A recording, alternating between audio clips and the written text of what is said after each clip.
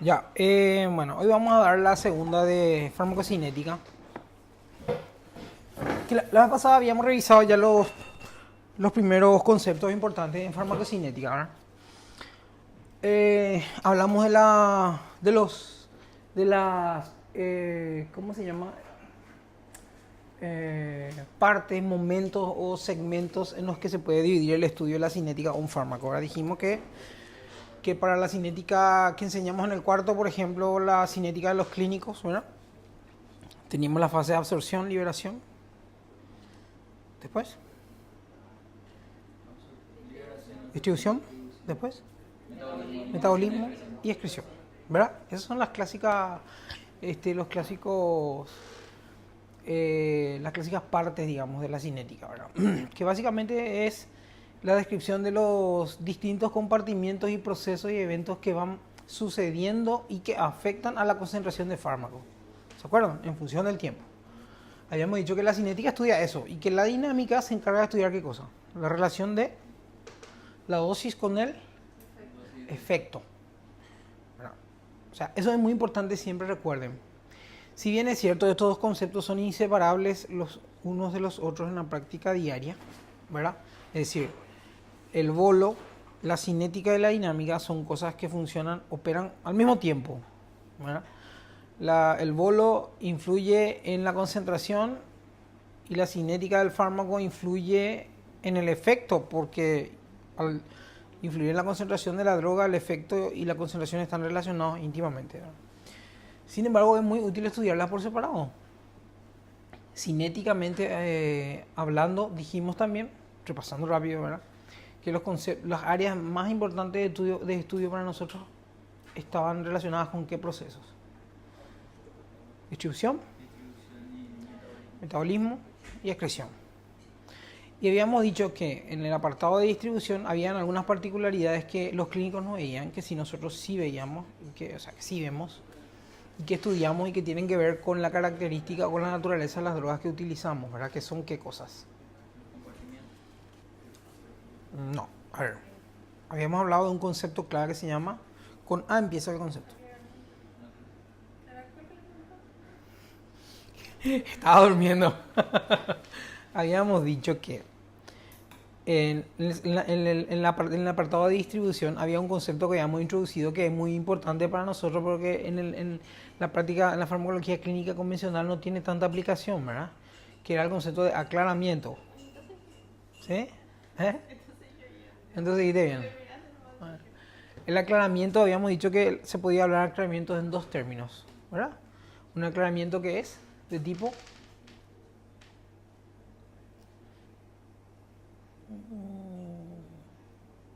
y un aclaramiento que es de tipo, no se acuerdan. ¿Qué es el aclaramiento? Es un volumen que se libera, o sea, es como un índice de la desaparición de la sustancia del organismo. Híjole, gracias compañero. El mismo concepto del riñón, ¿verdad? El aclaramiento estudia el volumen de plasma que es completamente desembarazado de la sustancia por unidad de tiempo, ¿verdad? Y hemos dicho que el aclaramiento puede ser sistémico y o intercompartimental. Y que el aclaramiento sistémico hacía referencia a aquellos procesos que definitivamente eliminaban la droga del medio y que estaban relacionados con otros dos que son metabolismo. El metabolismo obviamente saca la droga de circulación porque la inactiva o la transforma, ¿verdad? Y la eliminación que entraba a ser, irrumpía acá en este apartado, ¿verdad? Que podía ser mediada por qué órganos, pulmón dijimos, riñón dijimos, y hígado, ¿verdad? Fundamentalmente. Es muy importante que recuerden eso. Hay fármacos que se eliminan preferentemente por pulmón, que son los gases, ¿verdad? Hay otros que no son gases, que se eliminan en una gran proporción por pulmón y que hacen factible su uso en cuadros de insuficiencia hepática, por ejemplo, como el propofol. etcétera, etcétera, ¿verdad? Y habíamos hablado del otro aclaramiento que es súper importante, que se llama aclaramiento intercompartimental, que es la causa fundamental por la que la mayoría de las drogas anestésicas tienen un tiempo de acción tan corto. ¿Sí? ¿Se acuerdan, verdad? El tiempo de acción corto se debe a que la droga ingresa, una vez inyectada por la cinética del bolo, al plasma o volumen del compartimento central. Habíamos hablado en los compartimentos también.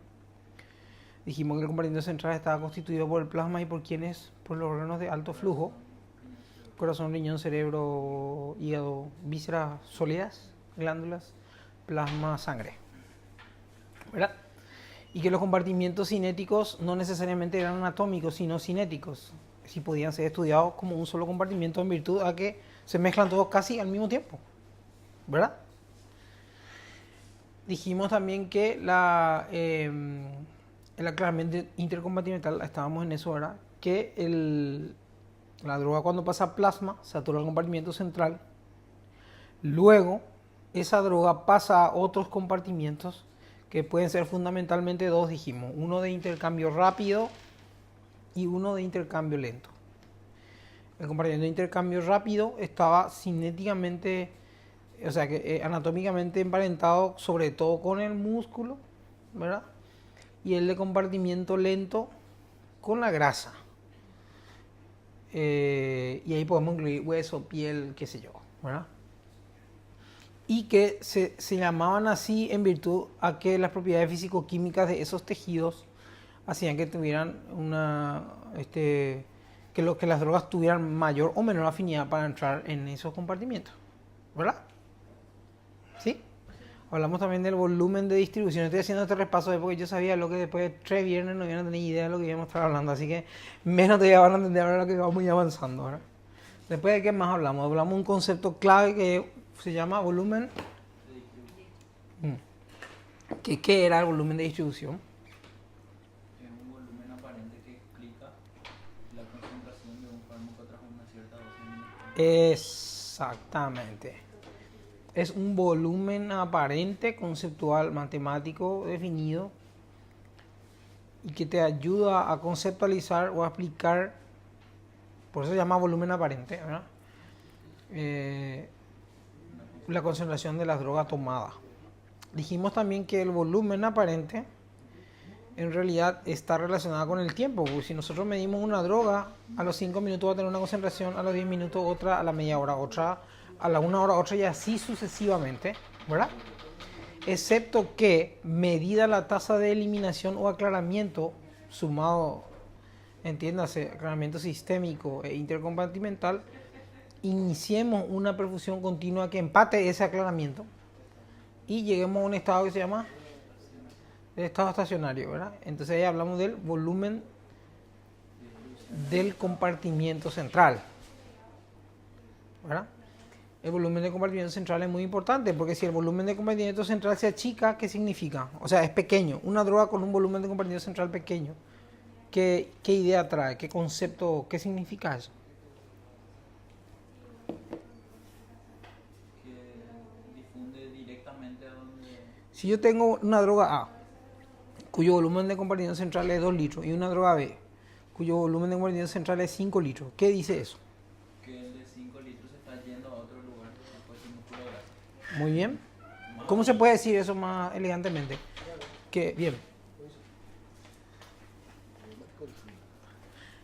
Que la droga que tiene un volumen de compartimiento de 5 litros, que la verdad que es un volumen de compartimiento pequeño, el diametal tiene, no sé, 400, 500 litros por kilo, no sé de memoria, con una cifra enorme, ¿verdad? Una cifra absurda para el volumen, cualquier volumen fisiológico real. Lo que en realidad está diciendo es que la droga no está en el plasma. Se distribuyó a otros sitios. ¿Sí? Y que las drogas que tienen volumen de compartimiento pequeño son drogas que prácticamente van a tener una cinética monocompartimental. ¿Se entiende? Porque están en un solo compartimiento, no están distribuidas. ¿Y está claro eso? Eso es muy importante. ¿Por qué? Porque el volumen del compartimiento central es una propiedad del cuerpo, no de la droga. También de la droga, pero el cuerpo varía con la edad con el peso, fundamentalmente, y con el sexo, pero sobre todo con la edad y con el peso, su valor. ¿Sí?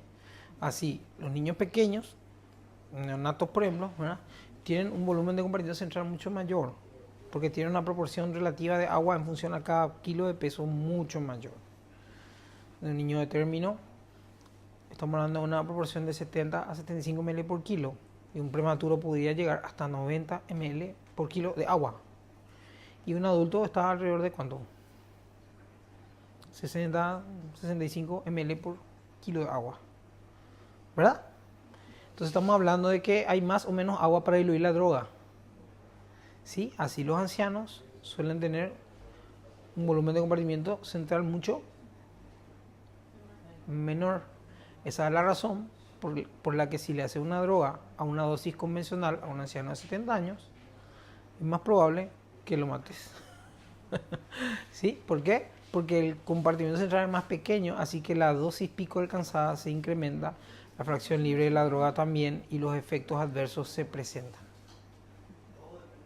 ¿Está bien? Porque mientras estemos caminando en el intervalo terapéutico estamos bien. Pero si nos pasamos, empiezan los problemas. Entonces, cuando ustedes vayan a estudiar, lo que tienen que hacer es encontrarle la aplicación práctica del concepto teórico. ¿Para qué me sirve esta idea? Eso es lo que tienen que saber. No leer nomás, bla, bla, bla, bla, bla, bla, como cotorra, ¿sí? ¿Se entiende, pa? Bueno. Entonces, creo que hasta ahí por ahí llegamos. Y después habíamos visto la famosa curva de la cinética del bolo, que vamos a ver otra hora. Una cosa muy importante que van a encontrar en el libro de Miller, que espero que ya hayan leído, el capítulo 24, ¿verdad?, del libro de Miller, es este gráfico que está aquí. Este gráfico que está aquí muestra esquemáticamente lo que sería el volumen del compartimiento central, ¿verdad? O sea que aquí está el plasma, la sangre plasma, los órganos de alto flujo, bla, bla, bla, todo el B1. En términos de TIVA, diríamos B1. TIVA es Total Intravenosus Anesthesia, ¿sí? Entonces acá ven el corazón y el tejido hepatorrenal, que son los dos elementos que habíamos dicho principales, que habría que agregar pulmón, pero bueno, hepatorrenal son los principales claro, que aclaran la droga de forma sistémica del compartimiento central. El compartimiento central es clave porque el efecto de una droga se relaciona a la concentración de la droga en el plasma. Porque el plasma es el compartimiento que se relaciona con los órganos que sacan la droga o que meten la droga. La puerta de entrada, ¿sí?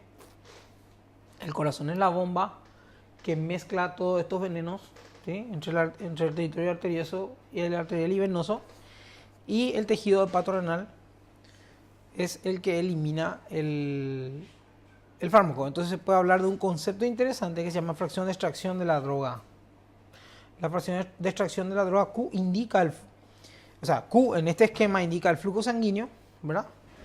Y los coeficientes CE y CS señalan las concentraciones de los fármacos presentados y que abandonan los órganos metabolizadores. Y la letra A del inglés amount representa la cantidad del fármaco, ¿sí? Es decir, acá si ustedes ven en el esquema es Q por CS y Q por CE, ¿sí? ¿Están siguiendo el gráfico? Q por CS, Q que dijimos que era el flujo, y CS, la concentración en sangre venosa. Y al pasar por el tejido hepatorrenal hay un flujo y una concentración de sangre arterial. En realidad el flujo de arterial a venoso, ¿verdad? ¿Se entiende? Lo que este esquema trata de calcular es la fracción de esa droga que al atravesar por el tejido hepatorrenal salió por aquí. La fracción. ¿Se entiende? ¿No se entiende? Y sería como el aclaramiento. Exactamente. Es el aclaramiento que se calcula para riñón, para todo lo otro, ¿verdad? ¿Por qué es importante esto? Porque cada droga tiene su fracción de extracción, ¿sí? Y la fracción de extracción nos da una idea de si la droga se metaboliza en cinética de orden 0 o cinética de orden 1. ¿Se acuerdan de estas cosas, verdad? Estudiaron en farmacología eso, ¿verdad? Habrán dicho, ¿para qué me servirá la cantidad de barbaridades que está diciendo este? Por suerte nunca es anestesia. Estos anestesistas. Bueno. Entonces, la fracción de extracción lo que te indica es qué tanta droga al pasar por los tejidos es sacada de la sangre, ¿verdad? Si la fracción de extracción se aproxima a 1, quiere decir que ¿qué? Que toda la droga que pasa por ahí, el órgano se puede hacer cargo de ella, ¿verdad? Y si la fracción de extracción se aproxima a 0, significa que ¿qué cosa? Que no se está eliminando. ¿Eh? Que no se aclara nada. No, a ver, no me expliqué bien, parece. El aclaramiento es una cosa y la fracción de extracción es otra cosa. ¿Sí? La fracción de extracción es el cociente entre que relaciona el producto del flujo por la concentración de la droga del extremo arterial y del flujo y la concentración de la droga en el extremo venoso. Es una relación, ¿verdad? Cuando ese cociente se aproxima a 1, lo que quiere decir es que si el flujo y la concentración en arteria aumenta, ¿verdad? Y se aproxima a 1, quiere decir que también aumenta, ¿qué cosa? Está aumentando también el consumo en ese punto. O sea, A ver, es difícil de, No me queda claro si es difícil de explicar el concepto. eso representa lo que La- se aprovecha. No, lo que representa es... A ver, vamos a mirar otra vez el esquema para hacer más... Mira. A ver un poquito, vamos a ver. A ver... Ahí. Si ustedes se fijan... A ver, el dA sobre dt acá dice... Explica que representa la cantidad de fármacos. Y el delta A sobre delta T, que sería la diferencial, ¿verdad? Es la tasa de eliminación del fármaco o aclaramiento, ¿verdad? Que es el esquema lo que está mostrando, ¿verdad? Y la fracción de extracción es el cociente entre esos dos términos, ¿verdad? Y lo que indica es que cuando la fracción de extracción se aproxima a 1, ¿verdad? Quiere decir que el hígado, que la extracción de esa droga, el hígado no limita la extracción de esa droga. Puede hacerse cargo de todo el volumen de la droga que se le administre, ¿sí? Entonces, ¿qué quiere decir eso? Que si aumenta el flujo de aporte al hígado, el metabolismo de la droga también va a aumentar, porque el hígado se puede hacer cargo de toda la droga que le mandes. Si el índice de extracción se aproxima a 0, entonces el hígado tiene un límite y aunque vos le aumente el flujo, No va a poder llegado el límite, ya no se va a extraer más droga. Pero si el flujo baja, ¿qué va a pasar? Sí puede bajar la cantidad de droga extraída del hígado. Es decir, la extracción hepática es función del flujo. Cuando hablamos de flujo, ¿a qué exactamente? Flujo arterial. La cantidad de sangre que le llega al hígado. ¿Cómo aumenta el nivel? Cuando nosotros hacemos anestesia, alteramos los flujos locales de todos los órganos, incluyendo el hígado. Nosotros armamos tremendo desastre cuando hacemos anestesia. ¿Sí? Producimos vasodilatación periférica, producimos efectos inotrópicos negativos directos mediados por los fármacos, que seguro que ustedes ya miraron alguna cosa, ¿verdad? En este tiempo, ¿verdad? Que vamos a ver eso. Cada fármaco vamos a ver sus propiedades inotrópicas negativas y cómo actúa con el corazón, etcétera, etcétera, ¿verdad? O sea, armamos un descalabro importante y entre los descalabros que armamos es alterar el flujo sanguíneo hepático. Entonces, si nosotros tenemos una droga que al ser inyectada altera el flujo sanguíneo de la arteria hepática y usamos a la vez una droga con una fracción de extracción hepática tendiente a 0, es probable que alteremos el aclaramiento de esa droga. Entonces, viendo otra vez este esquema de cinética, que es importante que ustedes recuerden, podríamos hablar de que dependiendo de la droga de la que se trate, la cinética se puede dividir en una cinética de compartimiento único, una cinética de 2 compartimientos, una cinética, un modelo, perdón, de compartimiento único, un modelo bicompartimental, un modelo tricompartimental, ¿verdad? Usando la analogía del sistema hidráulico de compartimientos. teniendo el compartimento central como centro desde donde se distribuye la droga, ¿verdad? Y los otros compartimentos representados por cilindros, ¿verdad? Y las conexiones entre el compartimento central y los otros compartimentos, los periféricos, que son fundamentalmente ¿cuáles? Dos. Dijimos rápidamente equilibrado y lentamente equilibrado, ¿verdad?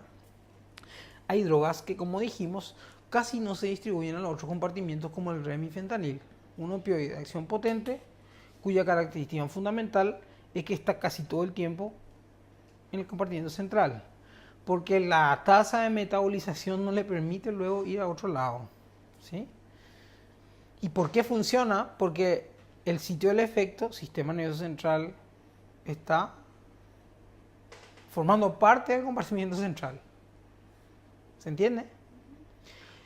Si nosotros utilizamos una droga cuyo sitio del efecto está en otro sitio, sería más complicado llegar a esa droga. Y acá meto un concepto que enseñamos en fármaco en el cuarto curso. Esa es la razón por la que, por ejemplo, un paciente con osteomielitis termina internado 6 semanas a 8 semanas en el hospital, ¿sí? Porque para hacer llegar el antibiótico al hueso no es fácil. Y para que podamos controlar la infección tenemos que alcanzar una concentración inhibitoria mínima, que para obtenerla en el hueso no es fácil. Hay que saturar absolutamente todos los otros compartimientos primero para poder empezar a llenar ese compartimiento. Después está el modelo en el que se encajan prácticamente todas las drogas de nuestro repertorio, sobre todo los hipnóticos, que es el modelo de dos compartimientos. ¿Ah? El modelo de dos compartimientos es el que explica casi el funcionamiento de casi todas las drogas, tanto de los opioides en general, fuera del remifentanil, como de los hipnóticos en general, propofol, ketamina, midazolam o benzodiazepinas en general, sobre todo midazolam, ¿verdad? Etomidato y ¿qué más? ¿Qué falta? Tiopental. Aquí, como ustedes ven, se administra el fármaco, ingresa al compartimiento central o B1, ¿sí? Y se intercambia y equilibra con el compartimiento periférico B2 de intercambio rápido, que es el músculo. Entonces lo que pasa es que cuando uno inyecta la droga, la concentración sube e inmediatamente alcanza el pico y luego va descendiendo en forma progresiva a través del tiempo. ¿Se acuerdan? La curva del bolo, ¿verdad? Y ese descenso en parte es debida a la redistribución de la droga al compartimiento rápidamente equilibrado, músculo. Y el músculo, cuando acomoda esa droga, eso hace que la concentración en el plasma baje, y la concentración en el plasma es la que determina el efecto en el sistema nervioso central. El paciente se despierta. Pero la droga sigue adentro. Exactamente la misma cantidad. Todavía el aclaramiento sistémico no se ha hecho cargo de esa droga. ¿Por qué este concepto es importante? Porque técnicamente hablando, cuando el aclaramiento empiece, si se alteran los factores que determinan la distribución al compartimiento periférico, la temperatura, por ejemplo, ¿sí? Cuando la temperatura de un tejido aumenta, ¿qué pasa? El flujo sanguíneo se incrementa. Y al incrementarse el flujo sanguíneo en el músculo, ¿qué va a suceder? Debería, claro, debería aumentar la salida de droga atrapada en el compartimiento de intercambio rápido al plasma. Y eso puede favorecer reingreso de drogas y eventualmente llegar a concentraciones efectivas. Eso es el famoso recírculo. Esa es la palabra coloquialmente usada como recírculo. Y es importante, y yo creo que es la razón principal por la que muchos de nuestros pacientes tienen que estar en unidades de cuidados postanestésicos luego de su anestesia. Lo que estamos haciendo es una pesquisa razonable sobre eventos de redistribución de fármacos que pueden precipitar curarización, apnea y todo lo que eso significa, ¿verdad? Y luego está el modelo tricompartimental, que el tricompartimental sobre todo explica el modo de comportamiento de las drogas en perfusión de larga duración. Por ejemplo, el tiopental cigoteas. El tiopental, uno corta el tiopental, el flujo de tiopental, y el paciente no se despierta. Como cuando le hace un bolo. ¿Sabían eso, verdad? Vos le haces mental un bolo al paciente y se duerme, ¿verdad? Y a los 10 minutos el paciente se va a despertar. ¿En virtud a qué proceso se despierta? Distribución. A ver, en virtud al aclaramiento intercompartimental. ¿Sí? Pero si yo hago producción continua de tiomental, no sé, 4 días, 5 días, no sé, 3 días, y corto el tiomental, no se levanta el paciente. Puede tomar, no sé, 1 y hasta 2 días dependiendo de la comorbilidad que se asocie, ¿verdad? ¿Por qué eso sucede? Por la redistribución del compartimento. ¿Dónde está toda la droga? O sea, si es a largo plazo, no le da tiempo de llegar a los compartimentos lentos de la grasa. Porque Se acumula la droga. no se va a acumular. Y luego se libera del Claro. compartimento lento. Así mismo, vos dejás de inyectar la droga y lo primero que va a pasar es que la concentración en el compartimento central va a caer. Pero esa caída favorece la salida de la droga de los otros compartimentos periféricos. O sea, por equilibrio, para equilibrio. Así mismo, ley de acción de masa nomás. Por supuesto que este equilibrio no es tan sencillo como ley de acción de masa nomás es. Tiene que ver con el flujo sanguíneo, tiene que ver con las propiedades físico-químicas de la droga, tiene que ver con el flujo sanguíneo local de cada tejido, bla, bla, bla, etcétera, etcétera. Un largo, etcétera. Eso antes que leer el libro, porque en la clase no le vamos a poder decir todo. En la clase nosotros vamos a despertar su curiosidad. Hasta ahí lo que podemos llegar. Más de eso no vamos a poder, ¿verdad? Entonces, esa es la razón que explica por qué una droga se corta su infusión y la droga y el efecto sigue. El efecto sigue. Claro, el efecto sigue porque la concentración de la droga en el plasma está todavía en rango terapéutico debido a que esa droga viene saliendo de los compartimentos periféricos. Por supuesto que llegará un momento que la cantidad de droga que salga de los compartimentos periféricos ya no sea suficiente para equilibrar el aclaramiento sistémico, ¿sí? O sea, renal y hepático, y entonces va a ir definitivamente en descenso y va a entrar en la fase de eliminación de la curva de la cinética del bolo, ¿verdad? Que es la fase semilogarítmica de la curva esa larga, así que va bajando, que es la que comúnmente los farmacólogos y los clínicos, los pediatras y los demás le llaman vida media de eliminación. Esa es la vida media de eliminación y que nosotros los anestesiólogos le llamamos vida media gamma. ¿Sí? Entonces, vida media alfa, vida media beta y vida media gamma. La vida media alfa es la vida media que establece el equilibrio de concentraciones entre compartimento central e intercambio rápido. Vida media beta, compartimento central e intercambio lento. Y vida media gamma es eliminación. Es cuando todos los sistemas se están equilibrando y ya es el aclaramiento, el proceso que predomina. Eso es. Y ahí está, esto es. ¿Se entiende? Si ustedes se fijan aquí, esta es la clásica curva de la cinética del bolo. Si uno estudia la curva de la cinética de la vía oral, tiene una curva totalmente diferente. Una curva que asciende lentamente, alcanza un pico máximo y luego a partir de ese pico máximo desciende paulatinamente en un curso bastante parecido a la cinética del bolo, aunque menos pronunciado. ¿Sí? Es mucho más así. Hace el trazo semilogarítmico. ¿Sí? ¿Se acuerdan más o menos de eso de fármaco? El famoso esquema de concentración máxima, rango, intervalo, qué sé yo. Ese es vía oral. Y este es vena. Por eso cuando ni bien en el tiempo cero prácticamente la concentración está al tope. ¿Por qué? Porque la biodisponibilidad de las drogas hechas por vía parenteral es de 100%. Vamos a meter la droga y la droga está toda útil en el sistémico ya ahora. Ya. Sin embargo, cuando va a ser una droga por vía oral, eso no pasa.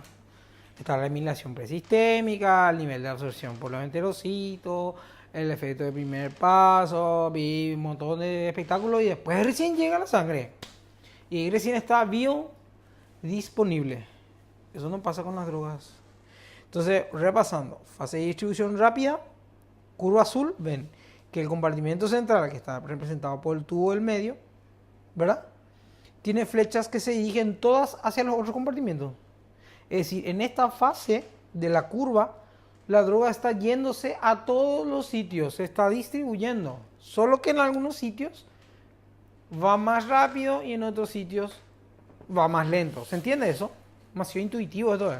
Eso se puede hacer en términos matemáticos también, pero es una rotura de coco. ¿Se entiende?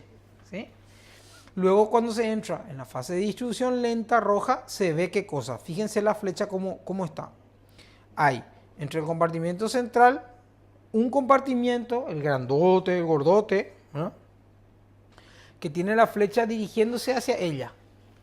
¿Por qué eso es? Porque la concentración dentro del compartimento de intercambio lento sigue siendo baja. La concentración dentro del plasma sigue siendo mayor a la que está en el compartimento lento. Por eso el flujo sigue dirigiéndose hacia ahí. Sin embargo, en el compartimento de intercambio rápido, las concentraciones ya se han equilibrado.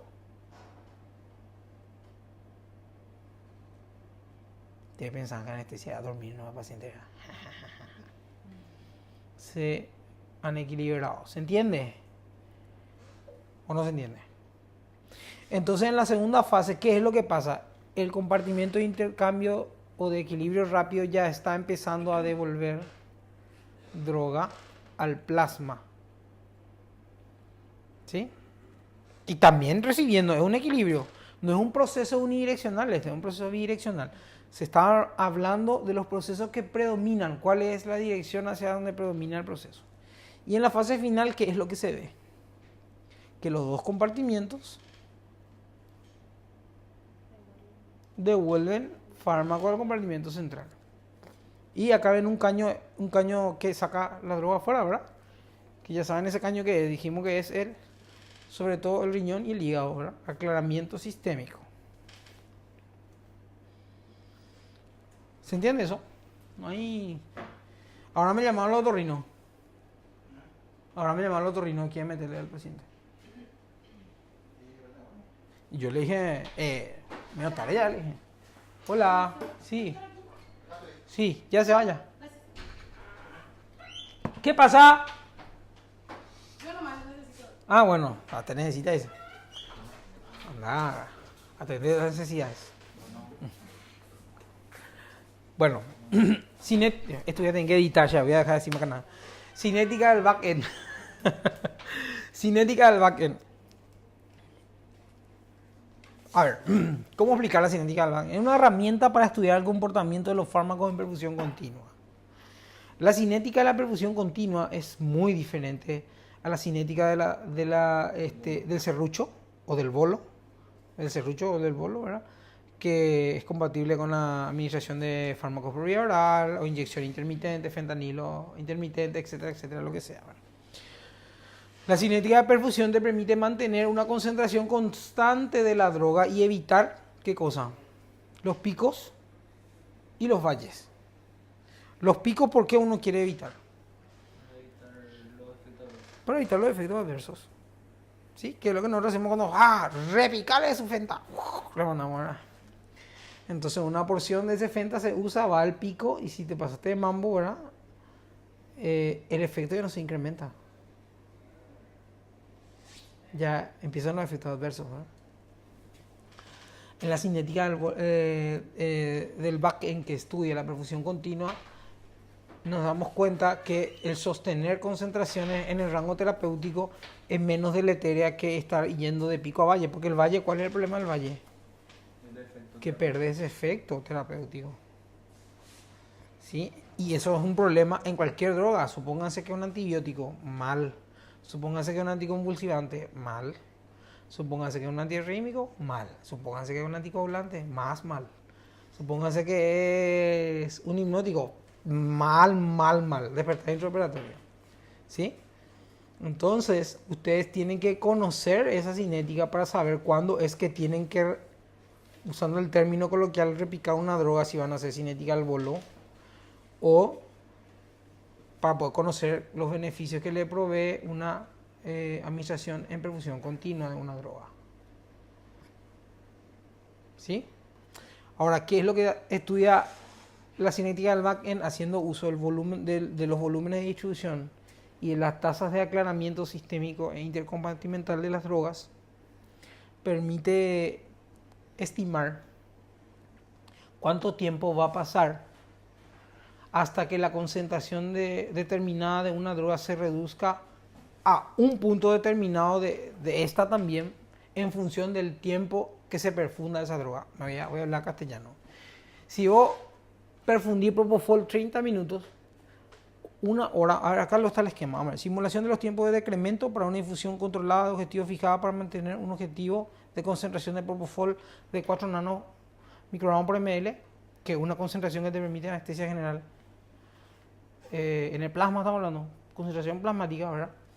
Durante 30, 60 y 120 minutos, ¿ven? Tres esquemas, 30, acá dice 40 y 65, ¿por qué? Ahí. Bueno, son tres curvas. Ah, no, acá está, perdón. 30, 60 y 120. ¿Verdad? 30, 60 y 120 minutos de perfusión de Propofol para mantener 4 microgramos por ml. Esto sería Target Infusion, ¿verdad? Objetivo de perfusión por objetivo, ¿verdad?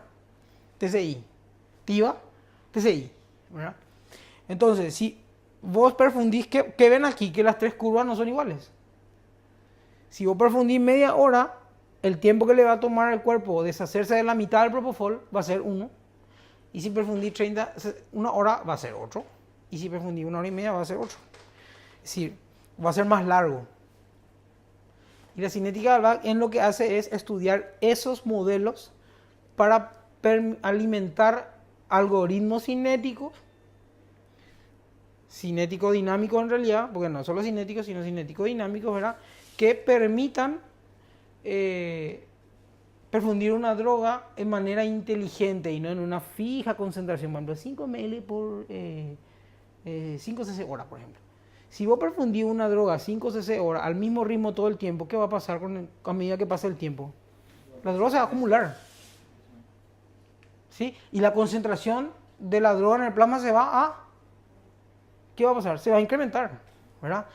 Pero eso es lo que nosotros queremos en anestesia. Lo que nosotros queremos en anestesia es que la concentración de la droga se mantenga dentro del rango terapéutico.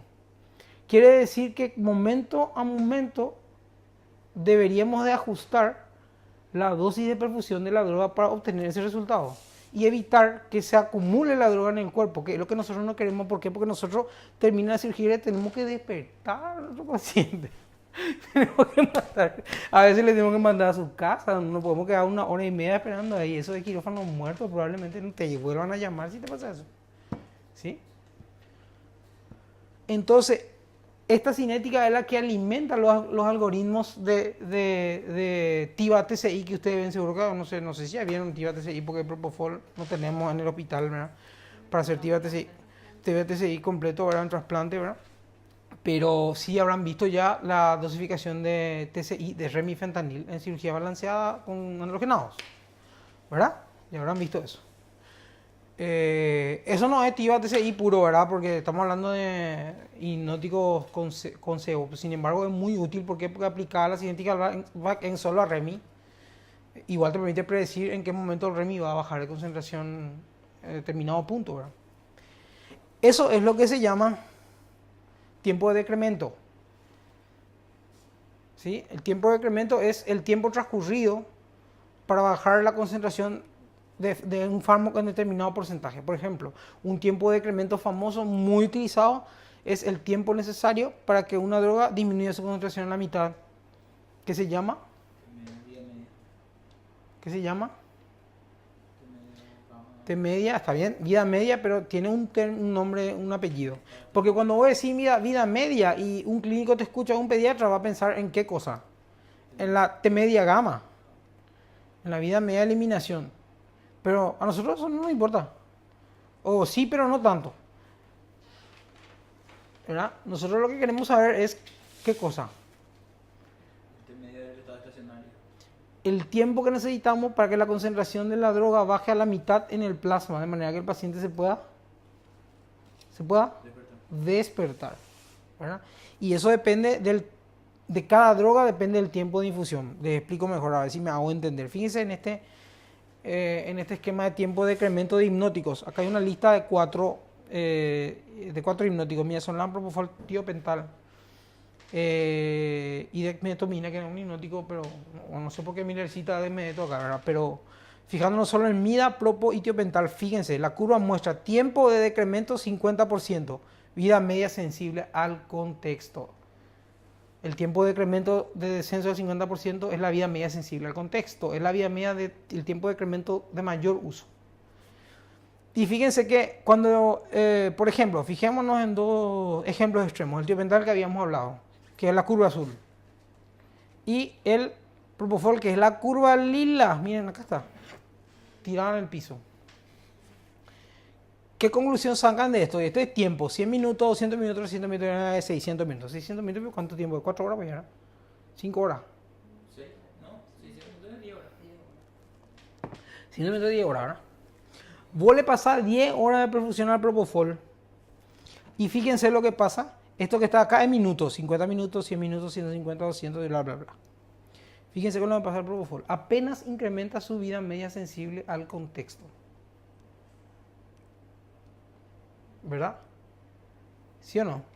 Entonces, ¿qué conclusión? Si yo les muestro esta curva muda y les pregunto cuál es el fármaco que escogerían para hacer TIVA, ¿qué curva elegirían? Y el propofol, o sea, no el propofol porque es la que no va a cambiar tanto por una infusión. O sea, no se va a ir ¿No va a cambiar tanto qué? No, o sea, su concentración. No. se va a eliminar. Sean precisos, porque si no son, por eso que cuando nos vamos al Congreso afuera se burlan todos nosotros, porque nosotros decimos cualquier macanano. Sean precisos, estoy diciendo cómo se llama el concepto. El tiempo de decremento. Claro, tiempo de decremento, ¿qué tiempo de decremento estamos estudiando ahora? El tiempo de decremento al 50% que se llama, tiene un nombre específico y famoso y célebre que se llama vida media sensible al contexto, ¿verdad? Entonces, si yo les pregunto en un examen, en esta curva, ¿cuál es la mejor droga para hacer perfusión continua? Y muy sencillo, es la que tiene la vida media sensible al contexto independiente del tiempo de perfusión. Vas a perfundir el tiempo que te dé la gana, que si le cortas. Y sí, va a variar, pero 20 minutos, 15 minutos, eso. Si perfundí 10 horas, no pasa nada, ¿verdad? Pero fíjense lo que pasa con un tiopental. El aumento es considerable, ¿verdad? ¿Ya? Entonces, eso es muy, muy importante. ¿Se entiende el concepto? Este es el tiempo de decremento para opioides, por ejemplo. Y fíjense otra vez los dos extremos. Vamos a ir con el fentanilo, que es el lila. Y el remifentanilo, que es el verde. ¿Verdad? El tiempo de decremento del fentanilo incrementa por encima de los 200 minutos, que equivale a 2 horas por ahí, ¿verdad? No, más de 2 horas, 3 horas. El tiempo de decremento de fentanilo a las 3 horas. En realidad a las 2 horas ya se dispara, pero terriblemente ya. ¿Verdad? Sin embargo, el Remi ni se entera, ¿verdad? El Remi sigue plano ahí. Y eso es porque el Remi tiene una cinética, se comporta como un fármaco que responde al modelo monocompartimental, ¿verdad? Y eso es porque tiene que ver con cómo se metaboliza la droga.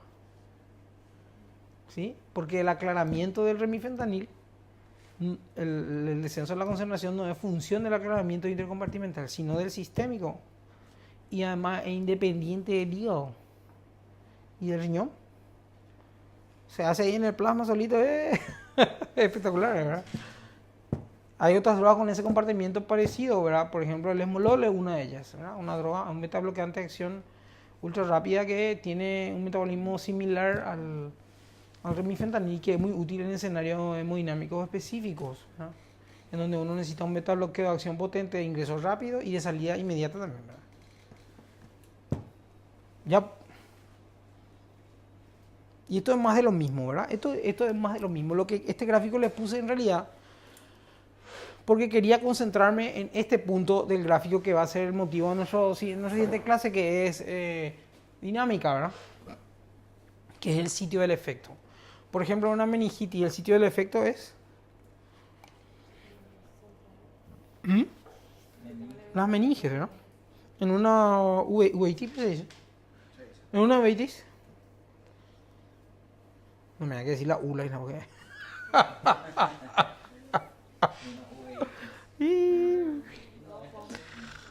El ojo, ¿verdad? Vamos así decir rápido y mal porque no somos como oftalmólogos, ¿verdad? El ojo, ¿verdad?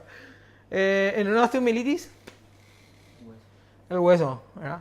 Y en un, no sé, bueno, así vamos a ir. Y en nuestro caso, ¿cuál es el sitio del efecto? Nuestro negocio está ahí. Ahí está nuestro negocio. El sistema nervioso central es nuestro negocio, ¿verdad? Nuestra área de trabajo. Tanto el sistema nervioso central como el periférico, el autónomo y todo, ¿verdad? Sobre todo autónomo central, ¿verdad? Esa es nuestra área de trabajo. Nosotros trabajamos en el sistema nervioso central con el propósito de evitar que el paciente asista a su cirugía y tenga dolor, o sea, sea consciente, digamos, tenga la experiencia dolorosa, ¿verdad? Pero trabajamos también con el sistema nervioso autónomo buscando lo que se llama protección neurovegetativa, que sería el cuarto componente de la anestesia de calidad, ¿verdad? Hipnosis, relajación, analgesia y protección neurovegetativa. ¿Qué quisí eso? ¿Qué es protección neurovegetativa?